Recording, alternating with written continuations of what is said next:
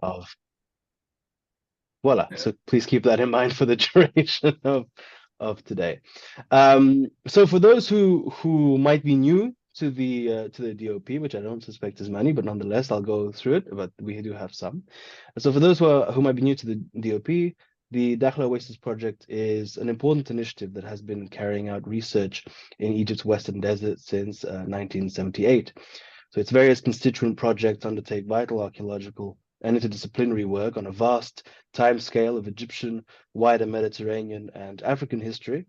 This work covers a wide range of areas from archaeology, Egyptology, and classics to anthropology, zoology, geophysics, to name but a few topics. Now, the purpose of the DOP's webinar series is twofold. First and foremost, it seeks to present to you, the lovely audience, and to the wider public, fascinating information about the discoveries that have been made over the years in the Dakhleh Oasis and about life in the oasis. And secondly, as you may have heard, the webinar series is connected to our crowdfunding campaign towards a better future. Now, in the past, the DOP has relied on participating expeditions for its operation. However, with no fieldwork being allowed in recent years, the DOP has become solely reliant on private resources. This means that over 40 years of research and promising studies are at risk due to rising costs.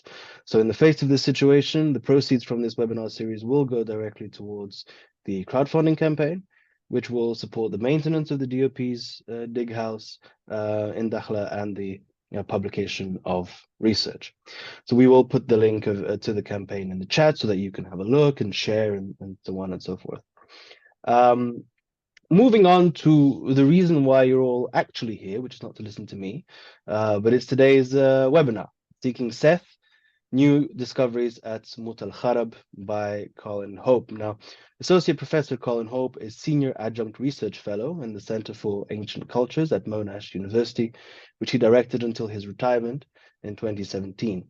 He joined the DOP in 1978 as co-investigator and ceramics specialist, having previously undertaken fieldwork in Jordan, Syria, and Israel, and then Egypt since 1974 at Malkata.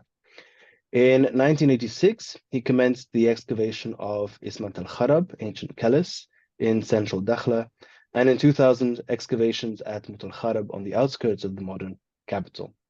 Both projects are ongoing, although, as we mentioned, no actual excavations have been possible for the last decade. So these spectacular results from ancient Kellis cover the first 4 centuries of the Common Era and offer an almost unparalleled glimpse into life in a Roman period village in the Western Desert. al-Kharab witnessed settlement for well over 3,000 years, and the results are the focus of today's talk. Colin has published extensively on ceramics of the New Kingdom and Dakhleh in general, and the archaeology of both ancient Kellis and Mut. He has edited also several of the DOP monographs. Now, some of his recent publications include the study of blue-painted pottery from Qom at Memphis, while another on the same category, but from Karnak North, is in press, so do keep an eye out for that. He's provided editing and major contributions to Ancient Kellis, a Roman period village in Egypt's Dakhleh Oasis, excavations at Ismant al-Kharab II, the Christian monuments by Gillian E. Bowen, Oasis Papers 9, a tribute to Anthony J. Mills after 40 years of research in Dakhleh Oasis, and Housing and Habitat in the Ancient Mediterranean. So these are just a few of his excellent recent publications. Before I stop talking and the webinar starts, a few housekeeping for the duration of today's talk, a few housekeeping rules. The lecture will last for approximately about 45 minutes, after which time we will have a Q&A session at the end. You can add your questions in the chat, which I can then read, or alternatively, you can raise your hand during the Q&A session and we can give you the floor. So you can raise your hand for those who don't know. In the reactions section at the bottom of the screen, there is a raise hand function. You can use that. Please do keep your microphone and I would say also cameras off for the duration of the talk. For those of you who are social media savvy, do feel free to tweet and about the webinar and about our talk, and do follow us on @EgyptDOP, Although for copyright reasons, we do ask you not to take any photos or screenshots of the content. Okay, so enough from me. Without further ado, Colin, the floor is yours. Okay, we'll have to see if I can remember how to do this. So let's have a go. Well, Here we we're here in are. case something happens. Perfect.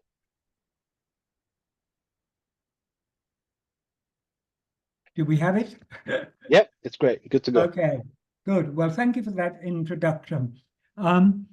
The site of al-Kharab, as I know from those of you who are attending, many of you know it's one of the largest ancient sites in Dakhleh. The area of the site, and I'll show you more of it later, is approximately 280 meters by 150 meters. And this makes it one of the largest such sites, not only in Dakhleh, but the whole of the Western Desert. And therefore, of course, that simple fact means that it deserves to be excavated in full. But furthermore, discoveries made there in the last century, well, 2 centuries ago, actually, indicated that the site was dedicated to the veneration of the god Seth. And the information derived from a series of inscribed slabs indicates that this cult was flourishing in the 3rd intermediate period, so dynasties 21 through to 25. And that, of course, is a somewhat confused period within Egyptian history. And if, in fact, we could show that Seth was being venerated at that time at the site of Mut, this would be particularly significant. The excavations commenced in 2000, and the last field season was in 2013. And as has been mentioned, we have not been able to undertake any more actual work on the site since then, although a lot of work has been undertaken in terms of studying the excavated material. Now, before I move into discussing what was been found at Mut, I thought it might be useful just to give you a very, very quick resume of certain key aspects of the cult of Seth. Because unlike many of the other major deities in Egypt, he had a somewhat checkered history in that at least from the second half of the first millennium BCE, his cult seems to have not only gone into decline, but also to have lost the patronage of the state. And this so-called proscription, therefore, is of interest. And Seth is the only god that we know of who has actually suffered that fate. So we need to really look at why that might have come about. Now, I'm sure many of you know that from the beginning of dynastic history, Seth was a patron of Egyptian kingship. And I'll simply show you here drawings of seal impressions from the reign of Khemri at the end of Dynasty 2, where you can see above the name of the king, we actually have the image not only of Horus, with whom the king is identified, but Seth. And so this king is actually being identified as the Horus and Seth king of Egypt. And so it really reinforces the significance of the king in relation to kingship. But at the same time, we also see from the reign of Den in Dynasty 1, an activity which is regularly associated with the king and Seth. In other words, the actual harpooning of a hippopotamus. Now, the hippopotamus, of course, is the sacred animal of Seth. And so here we see already that there is a sort of dual or an ambiguity in the role of Seth. On the one hand, he's a patron of kingship, and on the other, he is somehow a threat that has to be conquered by the king. And of course, this is made very clear to us in the pyramid texts, where we have a whole myth expounded relating to Seth and his murder of his brother Osiris. I won't go into this any more, but it really emphasizes this ambiguity or dual aspect of the role. Now, the notion of the god Seth as patron of kingship can be shown quite clearly in this image from the Middle Kingdom, fragment of a statue of King Senwosret I, where you see Horus and Seth together binding the two heraldic plants of Egypt together to form the union of the country. Now, in the Second Intermediate Period, Seth was venerated by the foreign rulers, the Hyksos at Avaris in the Delta. You see the site located here. And this indicates another aspect of Seth's role, and that is somehow connected with foreigners in Egypt. And in this case, of course, they're foreign rulers of Egypt who would ultimately become vilified themselves, and a program to eradicate memory of their activity was undertaken. In the New Kingdom, there is a major resurgence of the cult, particularly in the 19th dynasty, when several kings are named after Seth, Seti I, Seti II, Setnacht, and many of his temples received major extensions and donations. Ramesses II, whom you see here from the same statue in Turin, of course, when he built his new capital in the Eastern Delta, not far from Avaris site, there was a major temple to Seth. And you can see this veneration in the frequency of names, people naming themselves after Seth, as well as this royal patronage. And of course, another aspect to the god is the fact that he is protector of the sun god, Ra-Harakti, as he sails through the hours of the night. And as you see here, he's harpooning Apep, the serpent of chaos that threatens to destroy the sun god.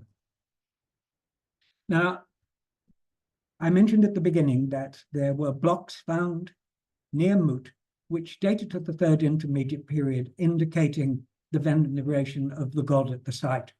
In Egypt, in the Third Intermediate Period, the cult of Seth continued. And here you see a reconstruction of the gate into the temple of Bubastis built by Osorkon II, whom you see here. And Osorkon II celebrated major Jubilee, and in the Jubilee reliefs that survive in a very fragmented state, we actually find that Seth is there, or an image of Seth is there, represented as paying homage to the god, to the king. The location is indicated by this red oval, but I draw your attention to the fact that in the blue oval, he's associated with another god I mentioned, the god Igai. Now, at some stage in the first millennium, the prescription of Seth commenced, possibly as a result of his association with these foreign rulers of Egypt, the Hyksos.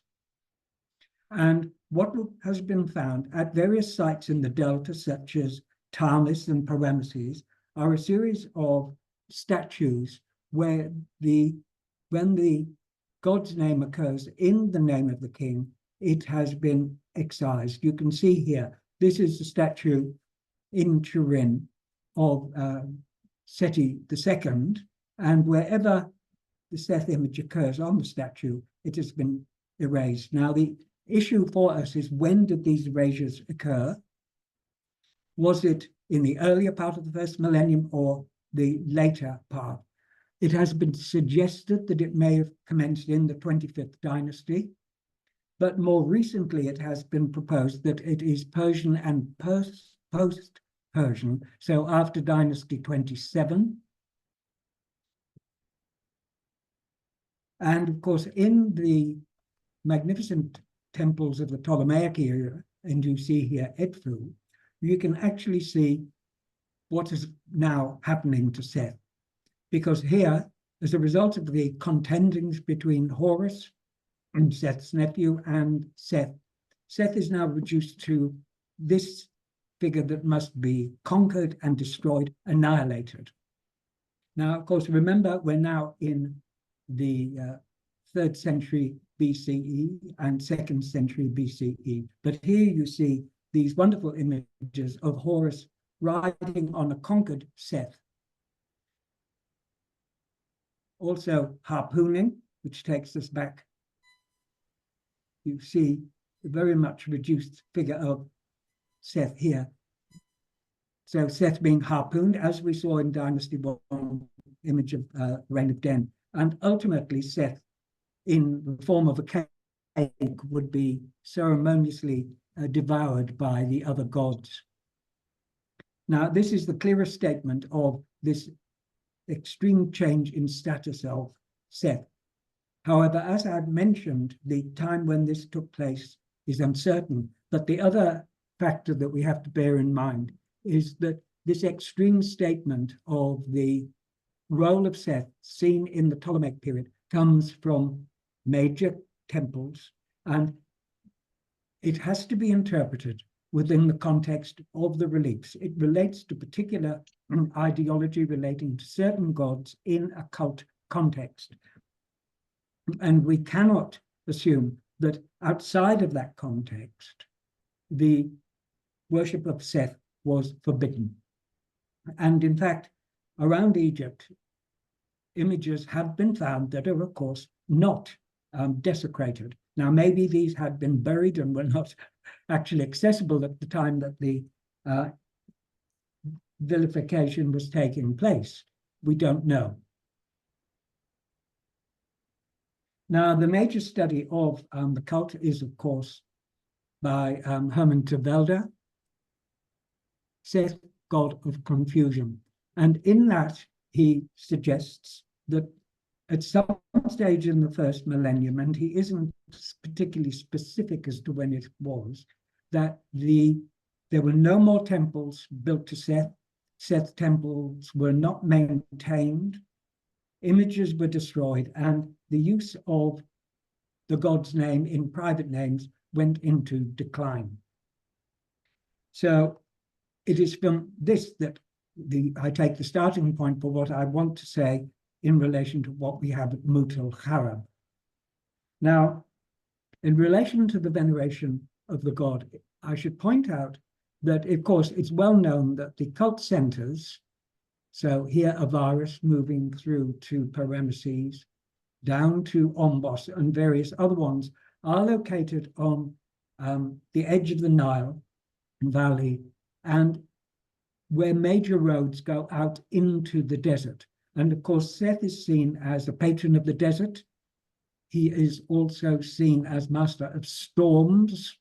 And so various environmental conditions that the Egyptians associated with the desert.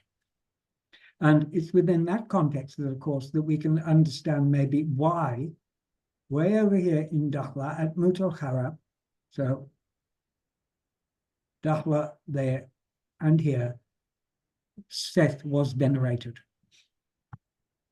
Now, of course, I'm going to focus on Dakhleh, but I do not mean to ignore evidence relating to the cult from other parts of the Western Desert. And of course, this is probably the most famous image of Seth from the entire region, from the Temple of Hibis, the 26th, 27th dynasty structure, where you see Seth, and it's quite clearly labeled as Seth here, Lord of Hibis. And you see him now in the form of a falcon-headed human with wings and also a bird body, with a lion at his feet trampling upon the serpent Apop.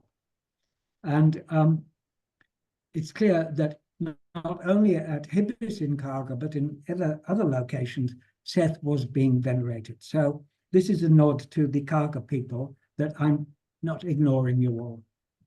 Now, the site of Mut, you see here, it's a somewhat desolate place, and in fact, it's the local garbage dump. You get some idea of the scale from the slide. I mentioned the inscriptions that were found at the site, and here they are.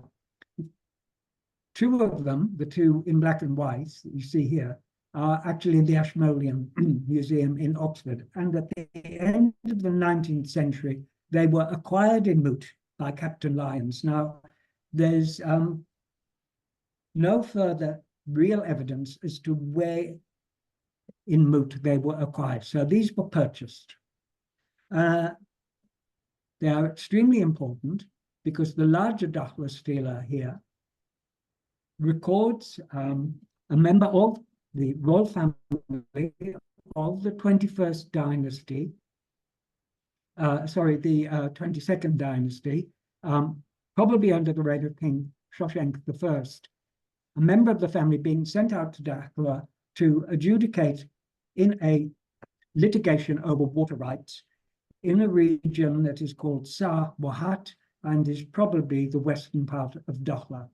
And the text makes it quite clear that there is a full functioning temple of Seth and with a full cult, and the significance is that we have a member of the royal family coming out to adjudicate. And what we have to remember is, of course, that the royal family of the 22nd, 23rd, etc. dynasties do have Libyan ancestry. Quite what we mean by Libya at this stage is a bit of a quandrum. Now, the other block on the right is slightly later in date. This is 25th dynasty, dating to the reign of King Pi or Pi-Anki, who conquered Egypt. So this is one of the Nubian rulers. And we see an image of Seth at the top. And I would point out that he no longer has the characteristic animal head that we associate with Seth, but he's actually shown with a falcon head. So we have a change in the iconography of the god in Dynasty 25. The text itself really is focusing on the offerings that should be made to the god in the temple, and large quantities of bread offerings and beer are being dedicated. The third piece, lesser well known, was acquired by Spiegelberg, and this dates to Dynasty 23. And very interestingly, it refers to the cult of Seth within the domain of the god Igai. And Igai, of course, is the god I mentioned, who is also depicted in the Jubilee reliefs of King Osorkon I at Bubastis. Now, I'm not quite sure what's happened to the other part of this image, but anyway, here's the general plan of the site. And so what you actually see is the very large enclosure wall. Now, this enclosure wall in its southeast corner is up to 8 meters in thickness. Quite how high it stood, I don't know, but it's quite easily 15 to 20 meters high. It surrounds a series of mud brick structures, most of which we haven't explored.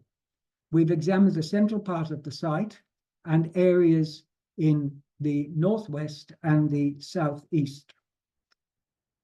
This feature here marks the location of a large well, and it's obvious that this is probably one of the reasons why the site is located here, because of the good water resources. Ah, there it comes. And so here you see the site. The closure wall is here. You notice it occupies the northern part of a large mound. This is one of 3 mounds that probably once formed the core of the site of ancient Moot. To the south of it, there's the remains of a cemetery, and there are other cemeteries in the region around. So, to the discoveries at the site. So we commenced excavation in 2001. We selected immediately the area in the center of the site where there was quite a significant depression. And in fact, in 1980, when the site was first examined during the course of the survey of the site by DOP, parts of foundation blocks of a temple were actually discovered here. Now, subsequently, we've been able to locate the very sad remains, as you'll see in a minute, of the temple. What we actually have are two sets of parallel walls, stone walls, representing the core of the temple. And you see they're not very well preserved. The remains in the center show parts of stone buildings built on a brick platform. The temple then is surrounded by a series of mud brick structures, particularly well preserved on the west, as you can see. And there's quite a maze of buildings here that actually span in date the Old Kingdom through until at least the Roman period. So as I've said, the walls are not particularly well preserved, but we can trace their extent, particularly on the west. And what we actually find, as you can see, here's the outer stone wall, the inner stone wall. So this we take to be a major part of the core of the temple. This is the wall around the temple, and in between you'd have the so-called pure ambulatory. But notice it's built on a bed of very clean yellow sand. But also note that in erecting the site, the temple rather, early structures have been cut through. And where we can find deposits associated with those early mud brick walls, they are in fact Old Kingdom. And even more interestingly, they seem to be early Old Kingdom, probably about Dynasty 4. Now, we can't say that there was a cult of Seth there at this stage, but we do know that in the region, quite extensive number of graffiti have been found, rock art have been found, studied by Pavel Polkowski, depicting Seth, most regularly in the typical form of his animal with the very pronounced ears and the forked tail you see here, but rather unusually one image, the classical iconography of Seth in semi-anthropomorphic form with the typical animal head. Now, the date of these may be Old Kingdom, some have suggested a little bit later, but in various parts of Dakhleh, we actually find representations of Seth here being added to an earlier panel with giraffes and the famous Dakhleh ladies. But also we find representations of him from the Old Kingdom capital in the east of Dakhleh at Ain Asil. Now at Mut, built into a much later structure, probably of the third intermediate period, this inscribed block was found part of a door jamb, very well preserved inscriptions, and they actually record the fact that we have a local dignitary who is overseer of the priests of Igai, and he is called Sa Igai, and he is commemorating erecting a monument to the god Igai. Now, this is interesting, and I've mentioned Igai several times, but several other blocks from the same monument have been found at the site, and so I'm convinced that it was actually erected at Mut. In the inscription, we encounter a toponym, Meret, which may be an earlier version of the name of Mut. Now, this god Igai is known from various locations in the Western Desert already in the early Old Kingdom. And so here's Dakhleh and the location of Mut. And over here, the very famous Khufu Hill, not too far from the Abu Balas Trail, you find the image of Igai. And of course, inscriptions at this site are of Dynasty 4, the reign of Khufu and Jedef Ra. And notice that Igai is represented with the double was scepter on his head. And of course, the was scepter is the sacred object of Seth also. Elsewhere in Dakhleh, other inscriptions, graffiti have been found. These ones here near Tanida, others near Tanida, and these ones, and that also indicate to us that the cult was flourishing in the Middle Kingdom, so contemporary with the stela of Tsar Igai that we think dates to about the time of Montuhotep II of Dynasty 11. And you see images of the god here and references to him and scribes and other officials connected with the cult of Seth. Now, where this cult was centered, we don't know. And it's quite possible that there were several localities within Dakhleh and not just one. And amongst these images, you can see those with Seth shown on these poles. And this may represent the fact that there was religious processions coming out into the desert regions where these inscriptions occur in venerating Seth. And for those of you that might like to know more about Seth in the deserts, then I strongly recommend you read the forthcoming book by Paweł Pawłowski on rock art. Now, from Mut itself, the majority of our evidence really comes from blocks that were once part of structures at the site, but are found either in rubbish dumps, pits, or incorporated into later buildings. But they give us a glimpse of the periods at which the temple of Seth was being elaborated, and presumably under royal patronage, and so with the knowledge and support of the central administration in the Nile Valley. The oldest one that we have is this piece, which preserves the lower part of the cartouche of Thutmose III, and it dates to the second part of his reign after the co-regency with Hatshepsut. All we have is the name. The other blocks, the other blocks, the upper one actually shows the front part of a sacred barge. Who the barge was dedicated to, we don't know. But interestingly, we have here the name of Amun-Ra. And it's quite clear from this and other evidence that Amun is venerated alongside Seth at Mut. Now, I should place a caveat here that, of course, in the 18th dynasty, from the reign of Thutmose III, we don't know whether Seth was venerated at Mut. We don't have that actual evidence. The block below here records a visit to the site, probably by the high priest of Amun, and this was left on the inside of a gate.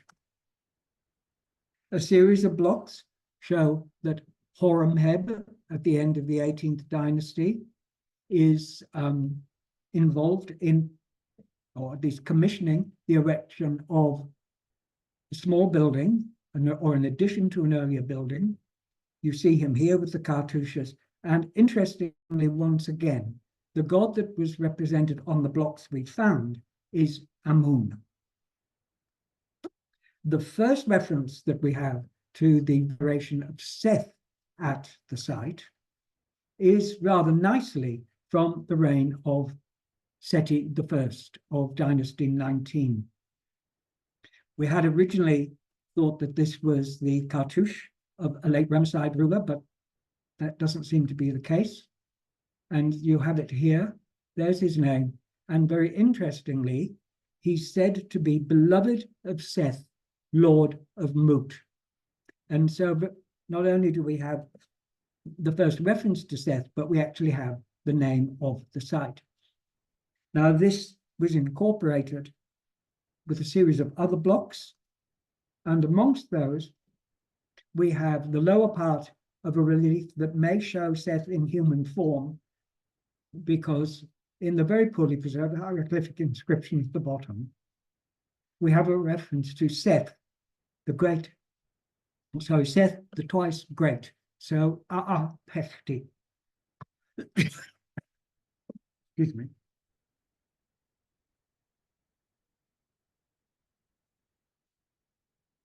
I mentioned that several blocks of the same size and presumably from the same monument as the Igai inscription have been found at the site. And one of these, you see here, interestingly, has been reworked. The images at the top show 3 deities. And the first line here tells us that we're giving praise to Seth. And we have here a hymn or a prayer to Seth, one of a group that could be dated to the Ramesside period. Unfortunately, we can't be more specific.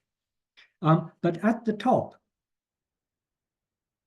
we seem to have the major deity here, who is Amun. And he is fronted by Seth and presumably the goddess Nephthys. So notice again this link at the site between Seth and Amun. One of the most remarkable blocks found at the site is this piece, because it actually is from a scene recording a royal jubilee. Now, such scenes normally only occur in major urban centers within the valley and the delta, where the celebrations connected with the king would actually have been held. You have a reference to the festivals here and the recording of the events. Now, it's in low raised relief. Looking at the style and the inscription, it should be 3rd intermediate period. And there were a series of rulers at that time who celebrated jubilees. I've mentioned one, Asorkon II. We don't have a name for the ruler commemorating this at Mut, but it is extremely significant that at Mut there was a record of the royal jubilee. Of the same period, we have a rare representation of one of the rulers, who again, we don't know. Now, these blocks were found in the rubble overlying the temple. Now, as you've seen, not much remains of the temple structure. And here you're looking at a section that we excavated against one of the walls on the east side of the temple. And so you can see quite clearly the remains of the wall, the clean yellow sand on which it's built, and then underneath an extensive deposit of pottery. This occurs, please excuse my dogs in the background. This occurs over the entire site. This dump is enormous. There are thousands of kilos of potsherds here, and amongst them, the types that dominate are of the 3rd intermediate period. So vessels that would have been used in offerings within the temple. And this is very nice for us because it relates very directly to the stela of Payanki, where he refers to the offerings within the temple of bread and beer. But what it shows is that the structure that we're dealing with has to post-date the 3rd intermediate period. Now, I've mentioned that in the valley, at some stage, Seth begins to be proscribed. And one way in which this is made quite clear is the changing of his image. On the stela of Payanki that I mentioned, Seth is actually shown with a falcon head and a human body, not with the typical head of the animal associated with him.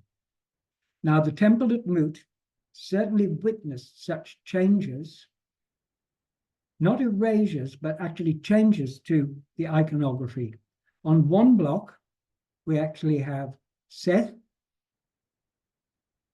Pechti, great of might, and you see him with the typical animal head.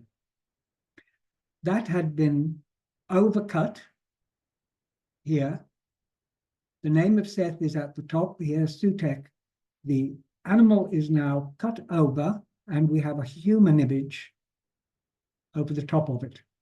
And so it's not so much that it is trying to restrict the worship of Seth, but actually focus on Seth with a different image. So there is something about this image which begins to be vilified. Now, in terms of the duration of the cult at the site, most significant evidence comes from storage chambers built on the west. And here you see them, not very inspiring looking buildings, but these were absolutely filled with ostraca and other artifacts. Amongst them, we have a few seal impressions. This one, the reading of the name is a little bit uncertain. It may be al-Kharab, so third intermediate period, and here you see the writing of the name Seth. So they are sealings that were attached to property that belonged to Seth and stored in these rooms. Now, the ostraca are being studied by Gunther Wittmann, who you see here, and there are literally hundreds from this room. Some of them are in abnormal hieratic, but the majority are in demotic and seem to date, on the whole, to the period that we would say is Dynasty 25 into Dynasty 26. You see several of them restored. This piece is particularly interesting because it has inscriptions on the inside and the outside. The entire vessel was inscribed, broken, and then inscribed again. And some of these demotic ostraca are of extremely large size. And the majority record offerings within the temple to Seth and a series of other deities. The major deities of Egypt are being venerated here. And they talk about deliveries of wine, etc. So they show the running of the temple over in quite a clear manner. Now, not only were extensive series of ostraca found there, but nice selection of objects. The found chalice at the top, a typical piece of the third intermediate period. Found jars, weights, and a stamp here in metal referring to Amun-Ra, Lord of Heaven and Lord of Earth. Now, in fact, one of the very first decorated blocks that was found at the site is this piece. In our first excavation season, in an area to the east of the temple, and one of the few pieces with a royal name. And here you actually see Samtek I of Dynasty 26 offering Ma'at to Ra-Harakti and Atum. Now you can see that there's inscriptions at the bottom, and there's also others at the top. So this was part of a wall, and it may have clad, the blocks may have clad a mud brick building, but exactly which ones we're not sure of. And there are a series of such blocks from this monument found at the site. So again, major extensions in the late period. And of course, Samtek was anxious to control the routes in the Western Desert and also to secure his borders in case there were any other incursions from the south. Now, I'm deliberately just showing you a small selection of this material, but to the south of the temple, I mentioned that there was a cemetery. We've excavated 2 graves, or should I say we cleared them after they were excavated by robbers. And one of them is filled with reliefs. You just see they're not so well preserved here, but you see a crocodile-headed deity here and a human-headed deity here. And this tomb belonged to a priest of Seth. Now, other cemeteries encircle the site. And I just show you here 2 blocks, not that I found, but which were discovered by the local antiquities organization and confiscated from robbers. And they clearly come from a tomb of impressive size. We have fragments of the door jambs and the lintels. And the intriguing thing here is that they record 3 generations of a family who all served in the cult of Seth. And the women were sistrum shakers or singers within the temple.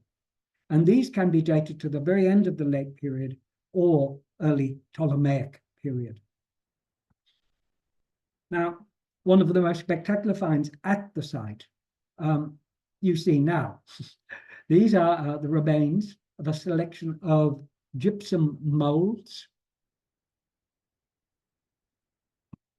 Here they are, that were buried in a box. We just have the remains of it, which is decomposed, underneath a part of the building on the west of the temple. They are quite exceptional. There's no really good parallels to these. And what you actually see is several falcon heads here. There are several uraei, fragments of headdresses, and other pieces. There are at least 3 images, or 3 inlays for 3 images shown here. And associated with them are a series of rectangular molds. I shouldn't have said inlays before. They're actually molds for making inlays. And these inlays are numbered. And we have pieces from what are called 3 rows, and then each one is given a number. And it's quite clear that they were for the production of inlays into such an image of the god Seth. We have the head, part of a crown. We have the inlays from the wings. And you see there are 3 layers to the wing. And this is what our pieces relate to. So they're very specifically made, numbered. And so the inlay from one particular mold could only fit into one particular place on the wings. Now, the issue is, what were the inlays made of? And if they were glass, then it would indicate that these images were of a Roman period date, but they could have been of faience, which would mean that it is Ptolemaic. They were found underneath a selection of ostraca that date to the latter part of the Ptolemaic period. Cleopatra III and her various husbands are mentioned. There's a coin of the Ptolemaic period, but also a plaque of Samtek, giving the name Samtek, of course, which could be Dynasty 26. So the date is a little bit uncertain, but they're definitely Ptolemaic or early Roman. Now, while we've only examined the central part of the site, we can get some idea of how big this temple would have been. Here on the left, you see a plan of the Temple of Hibis in Kaga, superimposed to show what the layout might have been. And you'll actually see then what large this enclosure actually is. And you see that there were originally internal walls as well as structures around it. So there were once a series of temenos walls around the temple. The main one that I pointed out to the beginning of the talk seems to have been built in dynasties 26 or 27. Now, over here, you then see a Dakhleh temple, the famous Der al-Hagar, with its whole enclosure imposed on the top of the plan of Mut. And again, you get an idea of the scale of this building. Now, in the Roman period, Mut clearly flourished. There's very little in terms of inscriptional material from the site.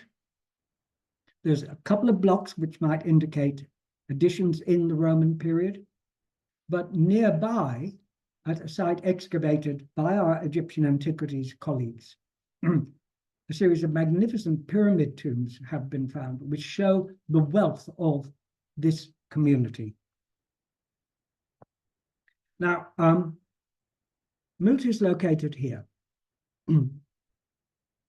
A couple of other sites help us to gain some idea as to the introduction of this new image of Seth in his winged form, and also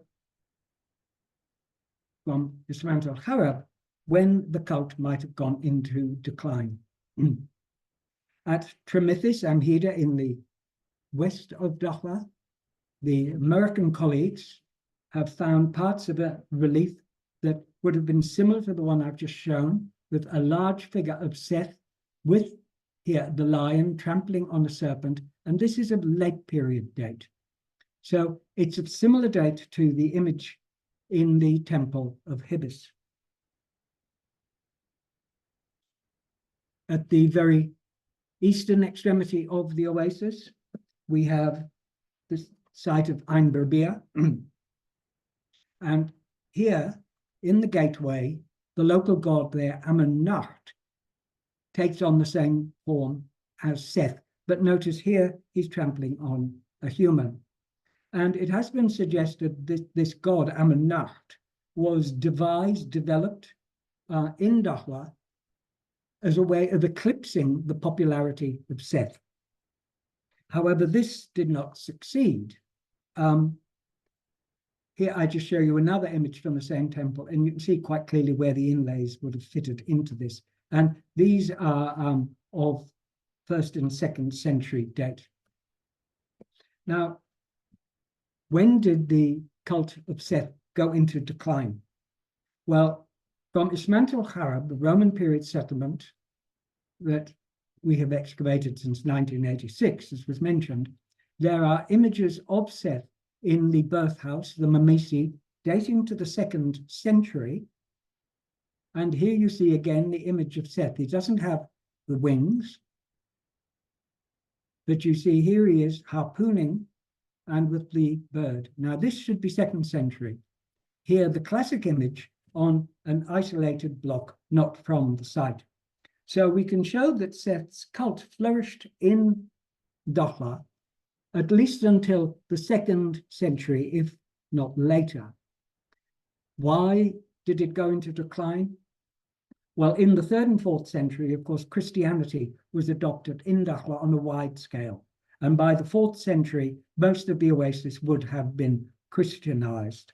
And therefore, the traditional cults went into decline, not necessarily disappearing, but we do know that Mut became the capital of a local bishop, certainly by the 4th century. And there are blocks from a church at Mut. So this would indicate that by the 4th century, we can assume the cult of Seth had gone into decline. But notice it had flourished in this region throughout the second part of the 1st millennium and later. And the intriguing question is why, if there is an official prescription in the valley. But it's been pointed out that the prescription may not have been as wide scale or as deliberate as has been mentioned. And in fact, when we look at places where the name of Seth is eradicated on statues, these statues are often associated with the Hyksos. On temple walls where his name is eradicated, it's done in a very, it's deliberate, but it's not consistent. And only certain images are erased, and not only those that are within the reach of an individual. Some of them are preserved at the top, some at the bottom. So quite what is going on, I'm not quite sure. But certainly in the regional center of Dakhleh, the cult of Seth thrived. And this may well show the devotion of the local community to their god. But on the other hand, it might really show that we have to be very careful in what we say about the prescription of this god. And with that, I thank you for your attention. Great. Well, thank you very much for a very fascinating talk. I've taken extensive notes personally, but no, thank you very much. I think that was very sort of inspiring at the very least, insightful. And so I think with this we can start our Q&A session. Again, if you have questions, please either pop them in the chat or raise your hand. I think we'll give about 10 minutes for this Q&A. I want to maybe start off this Q&A with a sort of small question of my own. Before sort of the sort of prescription period, I was wondering if you could tell us if the evidence that we currently have indicates any regional specificities of the cult of Seth in Dakhla that are in any way different from the rest of the country before prescription. I wish I could answer that. Yes, I think on the one hand, I can say no, because the issue is that a lot of the documentation, as you've seen, is very fragmentary. Mm-hmm. There are no extensive texts. The prayer to Seth of Ramside period and the inscription of Igai are of standard format, and they don't show any local idiosyncrasies. And other than those, there are no major inscriptions. But the point to bear in mind is that when we're looking at the cult of Seth, the bulk of the data comes from the valley, and we are going to have I'm not quite sure, a valley-centric attitude to what is being referred to.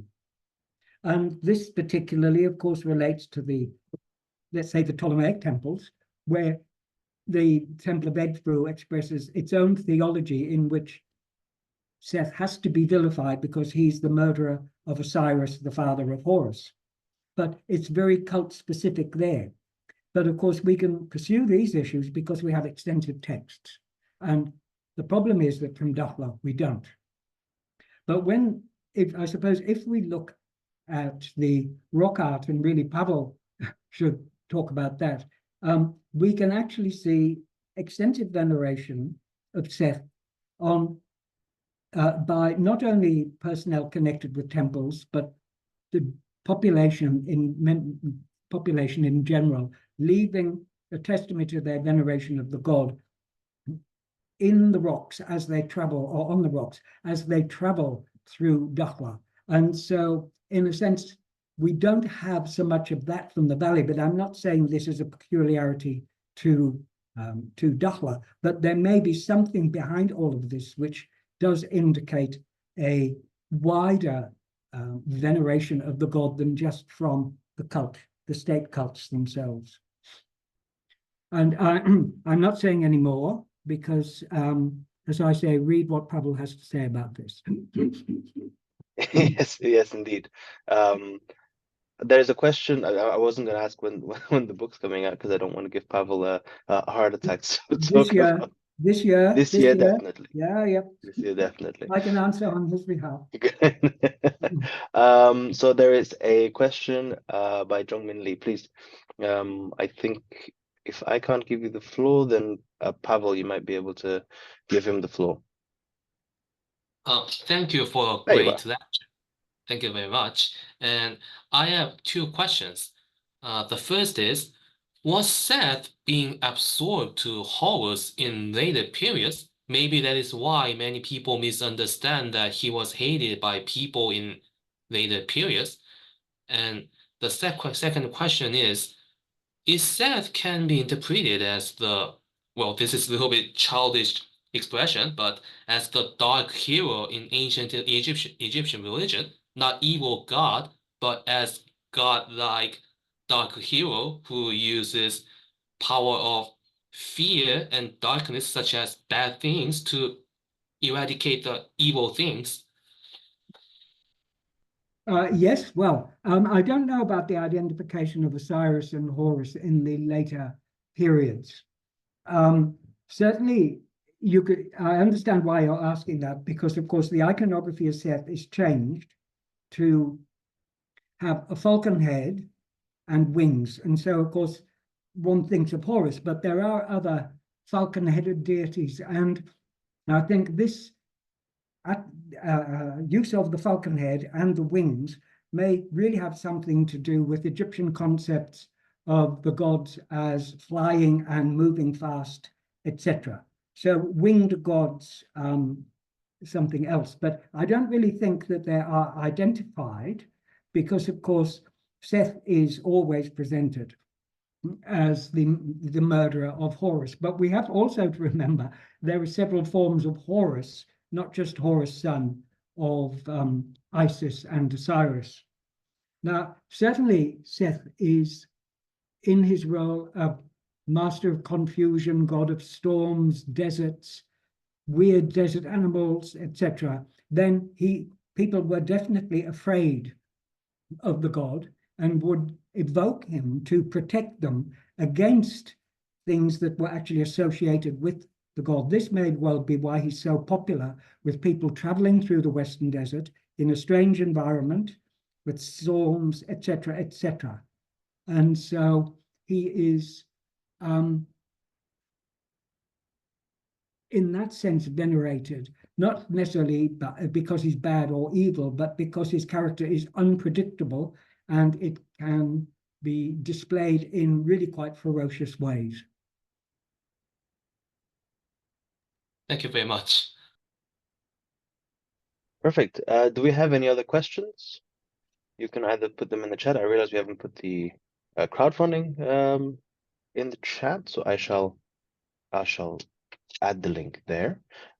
Pavel, you have a question, please. The floor is yours. Thank you, Colin. It's not about rock art. Aha, good. It's about the settlement, because as far as I know, we can expect that there was a huge settlement surrounding or accompanying the Temple Mount. Have you ever had any opportunity to survey the modern settlement of Moot to look for any traces? There's been some survey work, not really on a consistent level, because it's very difficult, because most of it is built over by the modern village of Moot and the Islamic village of Moot. But I've wandered through streets, etc., and it's very difficult to spot anything. But as you say, there would have been a very large settlement around, and we know this particularly from the Roman period, when we have records of taxes levied on the great cities of the Western Desert. And so we have the taxes listed for Hibis, Mothis, Moot, and then Trimithis, and Mothis is by far the largest. So it clearly is, by comparison, it's a large flourishing settlement. What we can say is I'm not quite sure of the number now, but there are a series of cemeteries that would indicate where the settlement was not, let's say. And there's major cemeteries both on the north of the site and on the west. And then the one with the pyramids is a little bit further to the west, but there are others to the east, smaller cemeteries of the late period. But as far as I know, no one has reported anything relating to the settlement, which would be, it's a big, real pity. But of course, there's a lot of cultivation around Moot. And so it's a case of how much would be preserved. That's not any reason for not looking for it, but as far as I know, nothing of settlement has been found. Mm-hmm. Thank you. Thank you very much. So are there any final questions before we wrap up this webinar? No, any takers? Going once, going twice? Good. Okay, well then 3 times gone. Well, listen, thank you very much. Thank you very much, Colin, for this fascinating talk. I hope sort of everybody had a good time. Thank you all for joining us and for, of course, contributing to the campaign, which I've put the link on the chat now, so you can all have access to it. We will follow up with all of you who've registered, sort of with the big thank you, and please do keep an eye out for the other lectures of our webinar series. We will communicate these to you soon as to what the others will be in this series throughout the year. So yeah, thank you very much. And thank you, Colin, once again, and see you all next time. Thank you. Have a great day. Bye, Peter.